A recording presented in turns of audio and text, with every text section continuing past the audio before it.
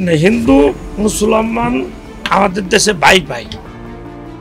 গত দেড় যুগ বাংলাদেশ শাসন করেছে আওয়ামী লীগ সরকার। দীর্ঘ সময়ের শাসনের স্বৈরাচার হয়ে ওঠে বাংলাদেশের অন্যতম প্রাচীন রাজনৈতিক দলটি। কিন্তু জুলাই বিপ্লবে ছাত্র জনতার গণ অভ্যুত্থানে পতন হয় শেখ হাসিনার সরকারের। ক্ষমতাচ্যুত হয়ে দেশ ছেড়ে পালিয়ে ভারতে আশ্রয় নেন শেখ হাসিনা। পতিত সরকারের শাসনামলে সংখ্যালঘুদের নির্যাতন হলেও মুখ খোলেনি কেউ। কিন্তু শেখ হাসিনার পতনের পর থেকে বাংলাদেশ এবং সংখ্যালঘু ইস্যু নিয়ে একের পর এক মিথ্যাচার করে যাচ্ছে ভারতীয় মিডিয়া।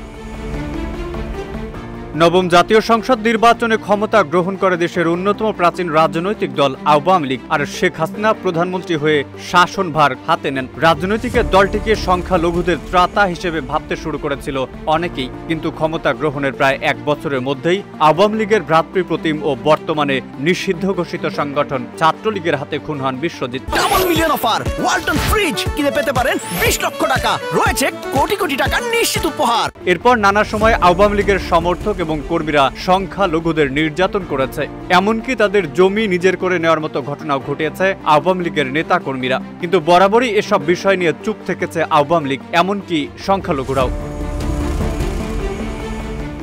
বাংলাদেশের সবচেয়ে বড় প্রতিবেশী হিসেবে বিবেচনা করা হয় ভারতকে, আর বাংলাদেশের সকল রাজনৈতিক দলগুলোর মধ্যে ভারতের সাথে সবচেয়ে ভালো সম্পর্ক হিসেবে ধরা হয় আওয়ামী লীগকে। বলা হয়ে থাকে ভারতের সহযোগিতাতেই দীর্ঘ দেড় যুগের বেশি সময় ধরে স্বৈরাচারী হয়ে উঠতে পেরেছিল আওয়ামী লীগ। বাংলাদেশে আওয়ামী লীগের দেড় যুগের শাসন অবসানের পর থেকে ভারতের কপালে যেন চিন্তার ভাঁজ পড়েছে। তাই ভারতীয় মিডিয়া একের পর এক মিথ্যাচার করে যাচ্ছে বাংলাদেশকে নিয়ে। এদিকে শেখ হাসিনা ক্ষমতা হারানোর পর সংখ্যালঘুরা নিজেদের নিরাপত্তার দাবিতে রাস্তায় নামে, আর এ নিয়ে ভারতীয় মিডিয়া এমনকি ভারতের বৈদেশিক মন্ত্রণালয় থেকেও উদ্বেগ প্রকাশ করতে দেখা যায়। কিন্তু আদতে এমন কিছুই ঘটছে না এদেশে। অথচ হাসিনার সরকার ক্ষমতায় থাকাকালীন সময় সংখ্যালঘু সম্প্রদায় বিশেষ করে হিন্দুদের উপর অনেক জুলুম অত্যাচার চলে, কিন্তু এ নিয়ে কখনোই কথা বলতে দেখা যায়নি ভারতকে। এমনকি পতিত সরকারের আমলে নাসিরনগর কিংবা কুমিল্লার মতো ঘটনা নিয়ে মুখে কুলুপ এঁটেছিল ভারত এবং সেদেশের মিডিয়া।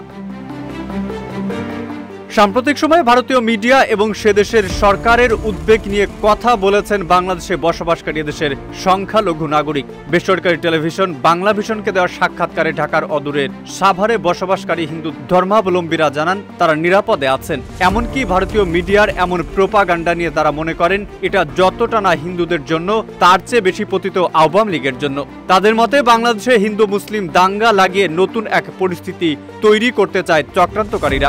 বাংলাভিশনের সাক্ষাৎকারে তারা জানান বাংলাদেশে বসবাসকারী সকল হিন্দু মুসলিম সবাই আমরা ভাই ভাইয়ের মতো মিলেমিশে বসবাস করছি, এখানে কোনো অত্যাচার হচ্ছে না। এমনকি তারা ভারতীয় মিডিয়ার এমন প্রোপাগান্ডাকে চক্রান্ত বলেও উল্লেখ করেন।